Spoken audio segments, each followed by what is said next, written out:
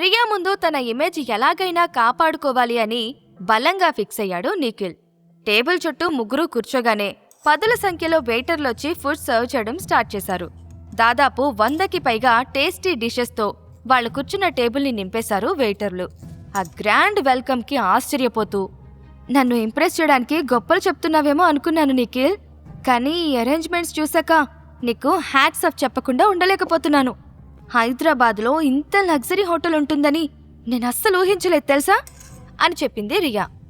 ఇదంతా నాకు చాలా మామూలు విషయం రియా, నువ్వు నా గెస్ట్వి, నీకు ఎలాంటి లోటు రాకుండా చూసుకోవడం నా బాధ్యత అని నవ్వుతూ రియాకి కొంచెం దగ్గరగా జరిగాడు నిఖిల్.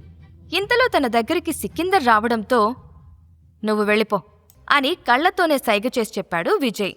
సికిందర్ ఇంకేం మాట్లాడకుండా అక్కడి నుండి వెళ్ళిపోయాడు.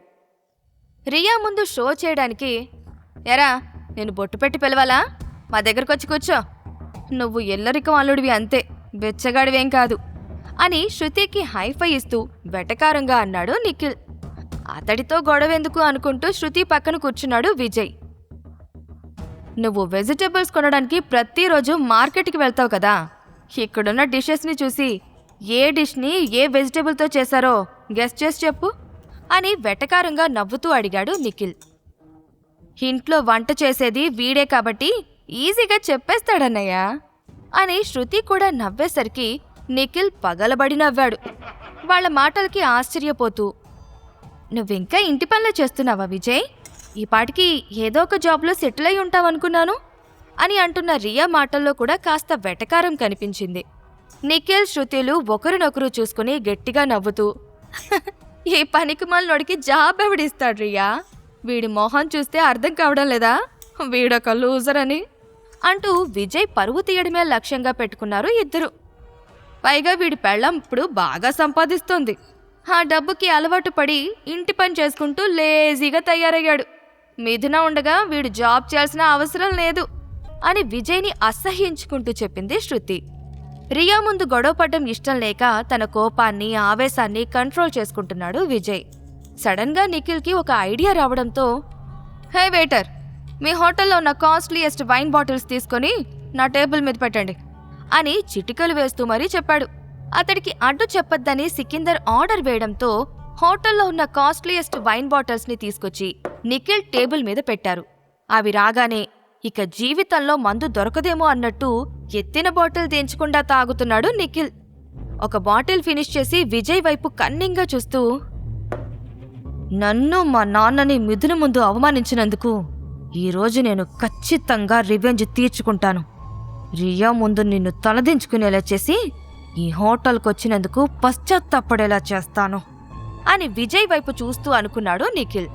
అతడి చూపులు తేడాగా ఉండడంతో ఏదో ప్లాన్ చేస్తున్నాడని అర్థం చేసుకుని, వీడితో కొంచెం జాగ్రత్తగా ఉండాలి, లేదంటే నా ఐడెంటిటీ బయటపడే అవకాశం ఉంది అని అర్థం చేసుకున్నాడు విజయ్. నీ గ్లాస్ ఏంట్రా ఖాళీగా ఉంది, విజయ్ ది గ్రేట్ గారు వైన్ తాగరా, డబ్బులు నేను కడుతుంటే తాగడానికి నువ్వెందుకు ఆలోచిస్తున్నావు, ఇంత కాస్ట్లీ వైన్ని నీ జీవితంలో మళ్ళీ చూడలేవు, పేకల వరకు తాగి దొరికిన అవకాశాన్ని సరిగ్గా యూజ్ చేసుకో అంటూ మద్యం మత్తులో తూగుతూ విజయ్ గ్లాసులోకి వైన్ పోశాడు నిఖిల్.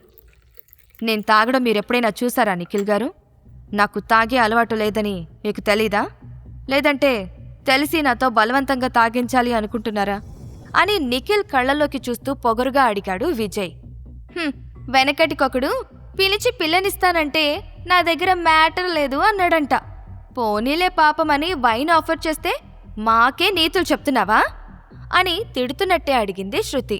వాళ్ళిద్దరి మాటల్ని ఆసక్తిగా వింటున్న రియా తన వైన్ గ్లాస్ ఫిల్ చేసుకుని, వద్దంటున్నాడు కదా శృతి, తనను వదిలేయండి అంటూ ఏదో గుర్తుకొచ్చిందల్లా నిఖిల్ వైపు చూసి, నీకు ఈ హోటల్లో చాలామంది తెలుసని చెప్పావు కదా, వాళ్లతో మాట్లాడి విజయ్కి ఇక్కడ ఒక ఉద్యోగం ఇప్పించవచ్చు కదా, కనీసం వెయిటర్ జాబ్ అయినా ఇప్పించు అంటున్న ఆమె మాటల్లో కన్సర్న్ కన్నా వెటకారమే ఎక్కువగా కనిపించింది. కరెక్ట్గా చెప్పావు రియా, నేను తలుచుకుంటే ఈ హోటల్లో వీడికి ఖచ్చితంగా జాబ్ దొరుకుతుంది, కానీ ఒక కండిషన్, వీడు ఒక వైన్ బాటిల్ని ఖాళీ చేస్తేనే ఇక్కడ జాబ్ వచ్చేలా చేస్తాను. అంత ఈజీగా జాబ్ ఎక్కడ దొరుకుతుంది చెప్పు, టెస్ట్ చేయాలి కదా అంటూ ఈ కండిషన్ పెట్టాడు నిఖిల్. రియాకి ఆ కండిషన్ నచ్చడంతో ఎగ్జైట్ అవుతూ, వావ్, సూపర్ ఐడియా నిఖిల్ అని నిఖిల్ గ్లాస్తో చీర్స్ కొట్టింది. వెయిటర్, ఈ సార్ గారి కోసం కొన్ని ఫ్రెష్ వైన్ బాటిల్స్ తీసుకొచ్చి పెట్టండి. ఈరోజు ఈ సార్ గారు తాగకుండా ఎలా తప్పించుకుంటారో చూస్తాను అని విజయ్ కళ్ళల్లోకి చూస్తూ చెప్పాడు నిఖిల్. సరే సార్ అంటూ ఖరీదైన వైన్ బాటిల్స్ని ఒక్కొక్కటిగా తీసుకొచ్చి టేబుల్ మీద పెట్టాడు వెయిటర్. వైన్ బాటిల్ మూత తెరిచి, కమాన్ విజయ్, నువ్వు మగాడివే అని నిరూపించుకో అని బలవంతం చేస్తున్నాడు నిఖిల్. వద్దని చెప్తున్నాను కదా నిఖిల్ గారు, ఎందుకు నన్ను ఫోర్స్ చేస్తున్నారు? ఒక్కసారి చెప్తే మీకు అర్థం కదా అని సీరియస్ అయ్యాడు విజయ్. వైన్ ఎక్కువగా తాగడం వల్ల సెల్ఫ్ కంట్రోల్ కోల్పోయాడు నిఖిల్. విజయ్ దగ్గరికి తడబడుతూ వెళ్లి వైన్ బాటిల్ అతడి మూతి దగ్గర పెట్టి తాగమని బలవంతం చేశాడు. రియా, శృతిలు విజయ్ ఇబ్బందిని చూసి నవ్వుకున్నారే తప్ప ఒక్కరు కూడా నిఖిల్ని ఆపడానికి ట్రై చేయలేదు. రియా కూడా తనని ఇన్సల్ట్ చేసే బ్యాచ్లో కలిసిపోవడంతో ఆమె వైపు కొంచెం వియర్డ్గా చూశాడు విజయ్. ఏంట్రా చిన్న పిల్లాళ్ళ బ్రతుమలాడించుకుంటున్నావు? ఏ రోజు నువ్వు తాగకుండా ఇక్కడి నుంచి బయటికి వెళ్ళలేవు. గొడవ చేయకుండా బుద్ధిగా ఈ వైన్ బాటిల్ ఖాళీ చేయి అని ఫోర్స్ చేశాడు నిఖిల్. అతన్ని ఆపడానికి వెనక్కి నెట్టాడు విజయ్. ఆ క్షణంలో వైన్ ఒలికి నిఖిల్ వైట్ సూట్ మీద పడింది. తన ఖరీదైన సూటు పాడవడంతో విజయ్ వైపు కోపంగా చూస్తూ, ఎంత పని చేసావురా ఇడియట్, దీని ఖరీదెంతో నీకు తెలుసా? నువ్వు జీవితాంతం కష్టపడి పనిచేసినా దీన్ని కొనలేవు అని ఆవేశంతో ఊగిపోయాడు. విజయ్ని నిఖిల్ కొట్టబోతూ ఉండగా కొంతమంది సెక్యూరిటీ గార్డ్స్ వాకీటాకీలో ఎవరికో ఇన్స్ట్రక్షన్స్ ఇస్తూ గన్స్ పట్టుకుని లోపలికొచ్చారు. వాళ్ళని చూసి రియా, శృతిలు కంగారు పడ్డారు. Everything is an our control sir, ఇప్పుడు మీరు లోపలికి రావచ్చు అని వాకీటాకీలో తమ బాస్ దగ్గరున్న అసిస్టెంట్కి చెప్పాడు సెక్యూరిటీ గార్డు. అక్కడేం జరుగుతుందో అర్థం కాక రియా, శృతిలు ఒకరి మొహం ఒకరు అయోమయంగా చూసుకున్నారు. సరిగ్గా అప్పుడే బ్లాక్ సూట్లో సన్నగా ఫిట్గా ఉన్న ఒక వ్యక్తి స్టైల్గా సిగరెట్ తాగుతూ లోపలికొచ్చాడు. అతడు చూడ్డానికి మాఫియా డాన్లా ఉండేసరికి శృతి భయపడి రియా చేతిని గట్టిగా పట్టేసుకుంది. కానీ శృతి అనుకున్నట్టు అతడు మాఫియా డాన్ కాదు, హైదరాబాద్లోనే పేరున్న బిజినెస్ మ్యాన్. అతడి పేరు మయాంక్. ఒకప్పుడు విజయ్ తండ్రితో కలిసి ఒక బిజినెస్ పెట్టాలని చాలా ట్రై చేశాడు, కానీ వర్కౌట్ కాలేదు. అందుకే హైదరాబాద్లో సొంతంగా ఒక బిజినెస్ పెట్టి తనకంటూ ఒక సామ్రాజ్యాన్ని సృష్టించుకున్నాడు. విజయ్కి కళ్లతోనే హాయ్ చెప్పి సికిందర్ దగ్గరికి సిగరెట్ తాగుతూ వెళ్లాడు మయాంక్. సికిందర్ అతడికి షేక్ హ్యాండ్ ఇస్తూ, వెల్కమ్ మిస్టర్ మయాంక్, మిమ్మల్ని చూసి చాలా రోజులవుతుంది. ఈ మధ్య ఇటువైపు రావడమే మానేశారేంటి అని చనువుగా అడిగాడు. కంపెనీ పనుల్లో బిజీగా ఉన్నానులే. అది సరే గాని నువ్వేంటి ఇక్కడ కాపలా కాస్తున్నావు? ఎవరైనా స్పెషల్ గెస్ట్ వచ్చారా ఏంటి అని కోల్డ్ వాయిస్తో అడిగాడు మయాంక్. ఎదురుగా మనిషిని పెట్టుకుని అలా అడుగుతారేంటి సార్? విజయేంద్ర శక్తి కొంతమంది గెస్టులతో పాటు ఇక్కడికొచ్చారు అని చిరునవ్వుతో సమాధానమిచ్చాడు సికిందర్. అప్పటి వరకు అతడు విజయో కాదు అన్న చిన్న అనుమానంతో విష్ చేయడానికి దగ్గరికి వెళ్లలేదు మయాంక్.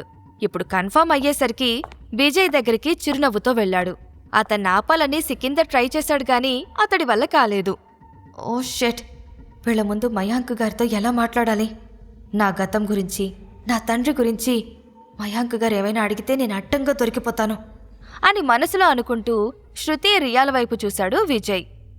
హాయ్, ఎలా ఉన్నావు? మిమ్మల్ని చూసి చాలా రోజులవుతుంది. ఇంట్లో అందరూ బాగున్నారా అని తన చెయ్యి ముందుకు చాచాడు మయాంక్. విజయ్ సమాధానం చెప్పేలోపు నిఖిల్ తూలుతూ ముందుకొచ్చి మయాంక్ చేతిని పట్టుకుని, హాయ్, నా పేరు Nikhil Vajrapati. May I know your good name please అని వెకిలిగా నవ్వుతూ అడిగాడు. ఎవరు నువ్వు? నా పేరు తెలుసుకుని ఏం చేస్తావు అని అర్థం కానట్టు కొంచెం సీరియస్గా అడిగాడు మయాంక్. నా పేరు చెప్పడం వల్ల మీరు నన్ను గుర్తుపట్టలేదనుకుంటా. మీరు వజ్రపాటి గ్రూప్స్ ఫౌండర్ గాయత్రీదేవి గారి పేరు ఎప్పుడైనా విన్నారా? ఆవిడ మా నానమ్మ అని గొప్పగా చెప్పాడు నిఖిల్. ఐఎమ్ సారీ, నువ్వు నన్ను రాంగ్గా అర్థం చేసుకున్నావు. నేను షేక్ హ్యాండ్ ఇచ్చింది నీకు కాదు, మిస్టర్ శక్తికి అని మయాంక్ చెప్పగానే తల గోక్కుంటూ, హా, మిస్టర్ శక్తినా? ఎవరైనా ఎక్కడుంటాడు అని మత్తుగా అడిగాడు నిఖిల్. ఎంత తాగావు బాబు, ఇంతలా ఊగిపోతున్నావు? నీ పక్కనున్న మిస్టర్ శక్తిని కూడా గుర్తుపట్టలేకపోతున్నావా అని కొంచెం వెటకారంగా అన్నాడు మయాంక్. అతడి మాటలకి ఆశ్చర్యపోతూ, మీరు మాట్లాడుతుంది వీడి గురించా? హ, వీడు వజ్రపాటి కుటుంబానికి పట్టిన శనిగాడండి, పైగా ఇల్లరికం అల్లుడు అని వెకిలిగా నవ్వుతూ చెప్పాడు నిఖిల్. రేయ్, ఆయన గురించి మాట్లాడేటప్పుడు నోరు అదుపులో పెట్టుకుని మాట్లాడు. అసలు ఆయన రేంజ్ ఏంటో తెలుసా నీకు అని మయాంక్ అనడంతో, ఎందుకు తెలియదు గురువుగారు, వీడి రేంజ్ అల్లుడికి తక్కువ, సర్వెంట్కి ఎక్కువ. మా ఇంటి పెంపుడు కుక్కకి వీడికన్నా ఎక్కువ రేంజ్ ఉంటుంది అని చెప్పాడు.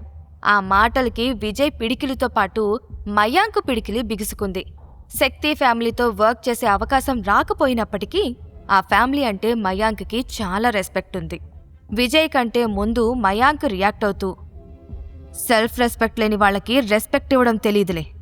ఇంకోసారి మిస్టర్ శక్తినేవైనా అంటే ఆయన వదిలేస్తారేమో, నేను మాత్రం నీకు గుణపాఠం చెప్పకుండా వదిలిపెట్టను అంటూ తన మనిషికేదో సైగ చేశాడు. వెంటనే టేబుల్ మీద ఉన్న వైన్ బాటిల్ తీసుకుని నిఖిల్ చేత బలవంతంగా తాగించాడు మయాంక్ మనిషి. బలిష్టంగా ఉన్న సెక్యూరిటీ గార్డ్ని చూసి నిఖిల్ని కాపాడే ధైర్యం చేయలేకపోయింది శృతి.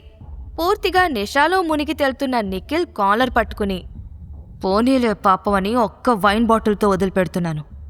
మిస్టర్ శక్తి విషయంలో ఈ తప్పు మళ్ళీ రిపీట్ చేస్తే నా పనిష్మెంట్స్ ఎంత వైల్డ్గా ఉంటాయో చూపిస్తాను అని వార్నింగ్ ఇచ్చి వదిలేశాడు మయాంక్. హైదరాబాద్లో టాప్ బిజినెస్ మ్యాన్ అయిన మయాంక్ సర్వెంట్ కంటే హీనంగా బ్రతుకుతున్న విజయ్కి ఎందుకంత రెస్పెక్ట్ ఇస్తున్నాడో ఆ క్షణం ఎవ్వరికీ అర్థం కాలేదు. Sorry to say this mister Vijayendra Shakti, మిమ్మల్ని ఇలాంటి పరిస్థితుల్లో చూస్తానని నేను కల్లో కూడా అనుకోలేదు. మంచి మర్యాద తెలియని వాళ్లతో మీరు ఫ్రెండ్షిప్ ఎందుకు చేస్తున్నారు అని ఒక బ్రదర్లా ఆప్యాయంగా అడిగాడు మయాంక్. మయాంక్ గారు, వీళ్ళు నా ఫ్రెండ్స్ కాదు, రిలేటివ్స్. మనం ఈ విషయాల గురించి తర్వాత మాట్లాడుకుందాం అని కంగారు పడుతూ చెప్పాడు విజయ్. అతడు ఎందుకో ఇబ్బంది పడుతున్నాడు అని అర్థం చేసుకుని, సరే శక్తి, మీరు ఫ్రీ టైంలో నాకు కాల్ చేస్తే నేనొచ్చి మిమ్మల్ని కలుస్తాను. మీ కాల్ కోసం వెయిట్ చేస్తూ ఉంటాను అని షేక్ హ్యాండ్ ఇస్తూ చెప్పాడు మయాంక్. విజయ్ సరే అనడంతో తన సెక్యూరిటీ గార్డ్స్ని తీసుకుని మయాంక్ అక్కడి నుంచి వెళ్ళిపోయాడు. అందరూ తన వైపు ప్రశ్నార్థకంగా చూడ్డంతో, ఇంక నేనిక్కడ ఉండకూడదు, ప్రశ్నలతో వీళ్ళు నన్ను టార్చర్ చేసేలోపు ఇక్కడి నుండి వెళ్ళిపోవాలి అని మనసులో అనుకుంటూ, నా లంచ్ పూర్తయింది, నేను అర్జెంటుగా ఇంటికి వెళ్ళి వంట చేయాలి, లేదంటే అత్తయ్యగారు తిడతారు అని గబగబా చెప్పేసి వాళ్ళకి మరో మాట మాట్లాడే అవకాశం ఇవ్వకుండా వెళ్ళిపోయాడు విజయ్. విజయ్ వెళ్ళిపోగానే రియా వైపు అయోమయంగా చూశాడు నిఖిల్. అతడి దగ్గర్నుండి భయంకరంగా వైన్ స్మెల్ రావడంతో నసలు చిట్లించి అసహ్యంగా చూసింది రియా. సారీ రియా, నేనేదో చేద్దాం అనుకుంటే అదింకా ఏదో అయ్యింది అని నిఖిల్ ఏదో చెప్పబోతూ ఉంటే అతని మాటలకి అడ్డుపడి, నాకొకే ఇంపార్టెంట్ వర్క్ ఉంది నిఖిల్, నేను అర్జెంటుగా బయటకు వెళ్ళాలి. నువ్విచ్చిన ట్రీట్ చాలా బాగుంది, థ్యాంక్ యూ అని విజయ్లానే కంగారు పడుతూ చెప్పి అక్కడి నుండి కోపంగా వెళ్ళిపోయింది రియా. ఆమెని ఆపడానికి శృతి వెళ్ళింది. నిఖిల్ కూడా వెళ్దామనుకున్నాడు, కానీ అతడి శరీరం సహకరించడం లేదు. టేబుల్ దగ్గర ఒంటరిగా కూర్చుని, ఈ విజయ్కి ఎంత పెద్ద బిజినెస్ మ్యాన్ ఎలా తెలుసు? వీడు మా దగ్గర ఏమైనా దాస్తున్నాడా? వీడి వెనకాల ఏదైనా కథ ఉందా అని విజయ్ గురించి ఆలోచించడం మొదలుపెట్టాడు నిఖిల్. మరోవైపు తన ఐడెంటిటీ ఎక్కడ బయటపడుతుందో అని కంగారు పడుతూ ఆటోలో ఇంటికి చేరుకున్నాడు విజయ్. డోర్ బెల్ కొట్టగానే మిథున తలుపులు తెరిచింది. కంగారు పడుతున్న విజయ్ను చూసి, ఇంత త్వరగా వచ్చేసావేంటి విజయ్? నువ్వు రావడానికి ఇంకో 2-3 గంటలు పడుతుందనుకున్నాను. ఇంతకీ రియా ఎక్కడా అని విజయ్ వెనకాల చూస్తూ అడిగింది మిథున. రియాని పికప్ చేసుకోవడానికి నిఖిల్ శృతిలు కూడా వచ్చారు. మేము లంచ్ చేయడానికి ఉజ్వల్ భవన్కి కూడా వెళ్ళాం. వాళ్లతో కాసేపు టైం స్పెండ్ చేసిన తర్వాత నిఖిల్ శృతిలతో కలిసి రియా వెళ్ళిపోయింది అని తత్తరపడుతూ అబద్ధం చెప్పాడు విజయ్. ఓ అవునా, సరేలే, తను నన్ను కలవాలి అనుకుంటే నేరుగా మన ఇంటికి వస్తుంది అని అసహనంగా ఒక నిట్టూర్పు విడుస్తూ చెప్పింది మిథున. విజయ్ ఆమె మాటలను పట్టించుకోకుండా, శృతి నిఖిల్కి నా మీద అనుమానం రాకుండా చూసుకోదేవుడా, మయాంకర్ వచ్చి మొత్తం స్పాయిల్ చేశారు అని మనసులో అనుకుంటూ కంగారు పడుతున్నాడు. విజయ్ ఐడెంటిటీ గురించి నిఖిల్ తెలుసుకుంటాడా? విజయ్ నెక్స్ట్ ఏం చేయబోతున్నాడు? రియా ప్రవర్తన ఎందుకంత తేడాగా ఉంది? ఈ ప్రశ్నలకు సమాధానాలు తెలుసుకోవాలంటే నెక్స్ట్ ఎపిసోడ్ వినాల్సిందే. క్రింద ఇచ్చిన లింక్ ని క్లిక్ చేసి పాకెట్ ఎఫ్ఎం యాప్ ని ఇన్స్టాల్ చేసుకోండి. Stay tune to pocket FM.